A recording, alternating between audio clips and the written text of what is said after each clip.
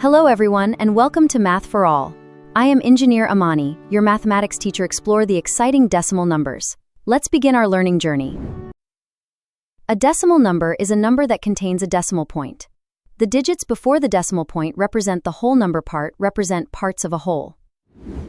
Decimal numbers are not just found in mathematics textbooks. We use them every day. We see decimals when we shop, measure liquids and distances, read temperatures, and record sports times. Let's look at the decimal number 12345. The digit 1 is in the tens place. The digit 2 is in the ones place, the tenths place, and 5 is in the thousandths place. To compare decimal numbers, first compare the whole number parts. If they are equal, compare the digits. Remember, we can add zeros 3.5. We hope we have helped you understand, even just a little more.